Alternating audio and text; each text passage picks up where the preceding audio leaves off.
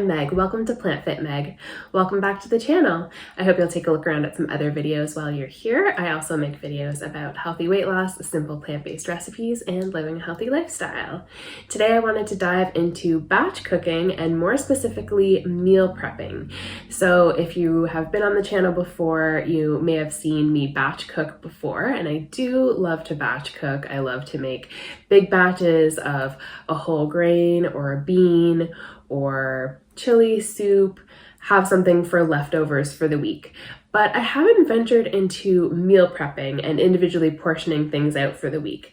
So I thought it would be fun to give it a go and see what I think and see how it works out for me. So that's what we're going to dive into in this video. So I'll share what I'm batch prepping, what I'm meal prepping and how I'm putting it together. All the recipes will be linked in the description box below, so definitely check that out. And if you haven't seen my previous batch cooking videos, you can check them out here, and I'll leave them in the description box below. I have a batch cooking playlist, so you can take a look at that as well. This meal prep video in particular is a high protein vegan prep, so it's mostly whole food plant-based, and there are no protein powders or anything like that in it. I haven't ventured to try protein powder yet, so it's all food, getting protein from food. Like with all my batch cooking and meal prepping and what I eat in a day videos, this video is meant to inspire, give you ideas for recipes or how to put things together, but do what works for you and put things together in a way that meets your specific and unique needs. I'm eating this way for the purpose of strength training and bodybuilding and gaining muscle and strength. So that's where my goals are right now. I will also eat other things along with these meal prepped foods throughout the week. So I will have snacks here and there if I'm hungry in between meals. I've left some sort of wiggle room in my meal plan so that I can go ahead and have some fruit or any other sort of snack that I'd like to enjoy. Let me know if you have any questions. I'll be happy to answer them in the comment section below or do a full Q&A video. So I hope you really enjoy this video and find it helpful. If you like it, remember to give it a like and subscribe to the channel below if you haven't already. Share this with a friend who you think might enjoy the recipes or enjoy taking a peek into my kitchen at my meal prep. With all that being said, let's jump right into the meal prepping. All right, kicking off my meal prep with breakfast, of course. I prepped some oat groats and lentils in the Instant Pot.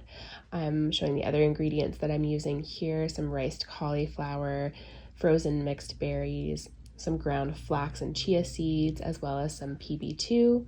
I'll be prepping 4 days of breakfast, lunch, dinner, and dessert to show you today.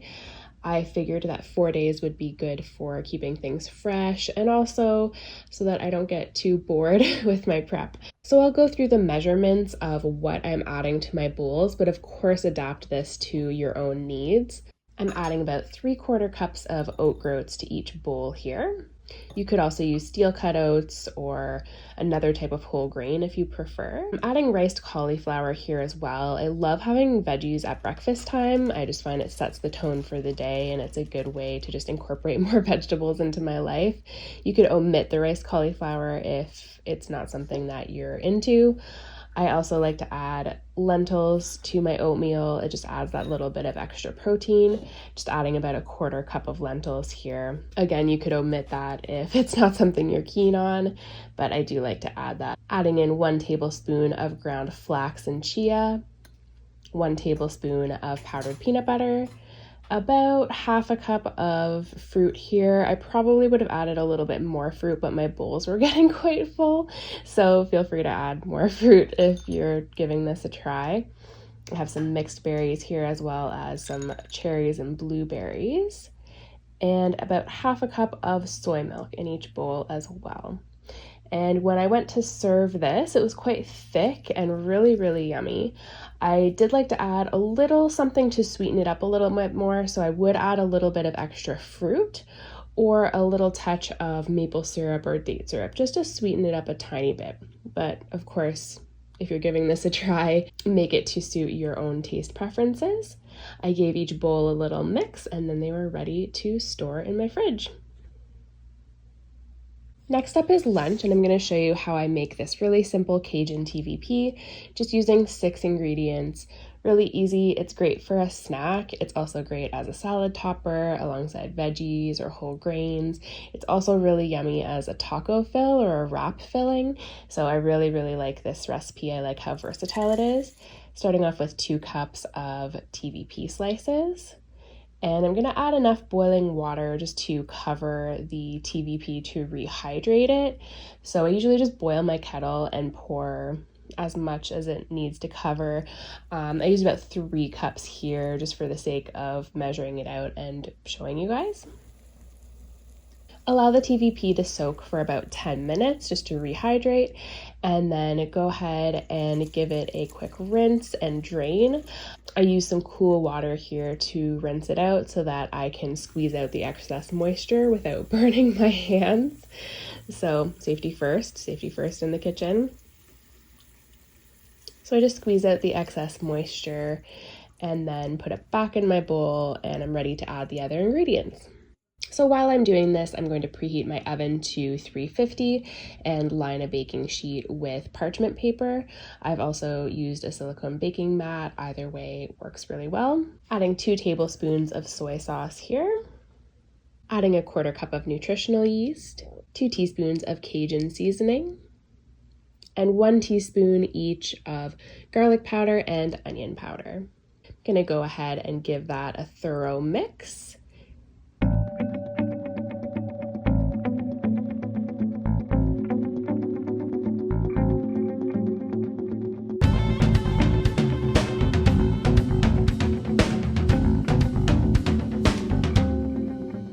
So spread the TVP evenly on your baking sheet, bake for about 15 minutes, and then flip and bake for another 5 to 10 minutes. The amount of time that you bake it is really based on your own taste preferences and texture preferences. If you bake it a little bit less time, it's a little bit softer, and if you leave it a little bit longer, it gets a little tougher, a little more firm, a little more chewy. So I'd say give it a try and taste as you go and see which way you prefer. I've also prepped some potatoes in the meantime. I have a can of chickpeas, a bag of coleslaw mix, some hot sauce, nut, and hemp seeds for this lunch. So I'm gonna go ahead and put that together. I'm putting about a 1/4 of the bag of coleslaw mix into each container here. I didn't measure out the coleslaw mix, but I used up almost the whole bag.